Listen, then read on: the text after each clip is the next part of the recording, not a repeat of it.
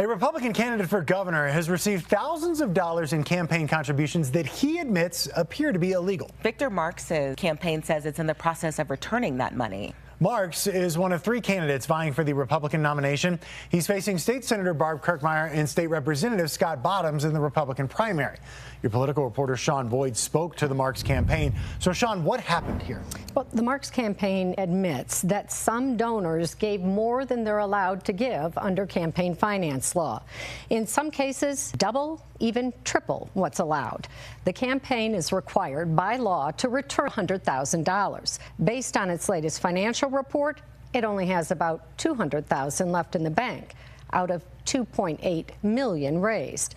A Republican activist and Marks critic looked into the campaign's contributions and expenditure, and she says its fundraising operation is all, quote, smoke and mirrors. We're winning on every metric. Victor Marks points to his prolific fundraising as proof he's the undisputed frontrunner in the race for governor. He's also a political enigma, a first-time candidate with no statewide name recognition who's participated in just one debate and yet has raised more than his 2 Republican opponents combined. It just didn't add up to Darcy Schoening, who's worked for the state Republican Party and run for office herself. I don't really have a dog in this fight. I just started investigating Victor Marks because I felt like the public needed to know who he really is. Over the last 8 months, Schoening has sifted through hundreds of pages of campaign finance reports and says Marks has created the illusion of being the front runner. The more and more that I dug, the more that I found. Among her most surprising findings, Marks has burned through most of the $2.8 million he's raised.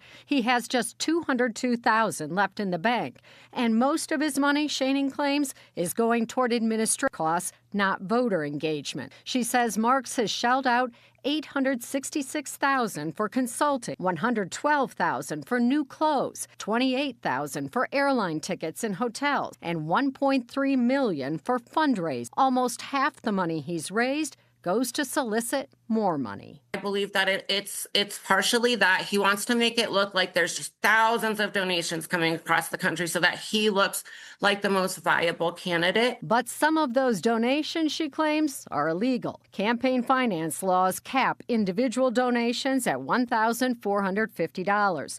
Schoening says she found 152 donors who've collectively given nearly $108,000 over the limit. CBS verified her findings using the Marks campaign's financial disclosures. Here's an overage, then here's another overage. While most donors gave a few $100s over the limit, one gave $6,000, 4 times more than what's allowed. Another gave $2,000, despite being dead for 4 years. This is so unfair to the other candidates. It made my stomach turn. Schoening filed complaints detailing the 152 excessive donations with the Secretary of State's office. So far, the Marks campaign says it's addressed 85 of them, saying it's, quote, refunding the contributions or correctly attributing all or part of them to the spouse of the contributor if they came from a joint account. In addition to illegal contributions, Schoening claims the campaign has also reported what appear to be fake contribution. Its financial disclosure last month included thousands of contributions from donors with the same name and street address, but in different cities and states. Schoening claims campaigns often conceal large illegal donations by funneling the money through straw donors.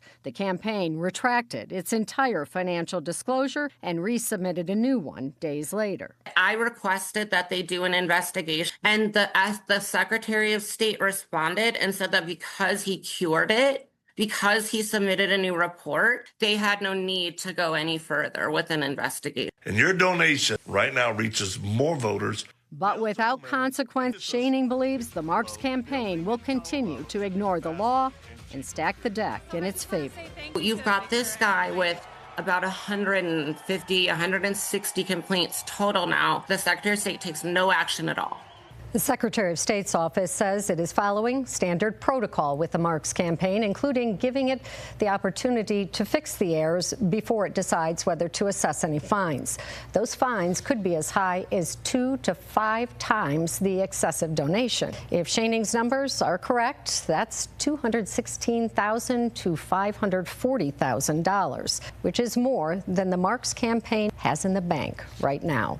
A spokesperson for Marks sent a statement saying the campaign has complied with all applicable campaign finance laws and has worked diligently with the Colorado Secretary of State's office to ensure accuracy and transparency in all filings. We will see what happens. Well, and Sean, the primary election is 2 weeks from tonight. Right. Will we know before June 30th whether or not he's fine? You know, I doubt it, but Schoening filed her complaint the beginning of May.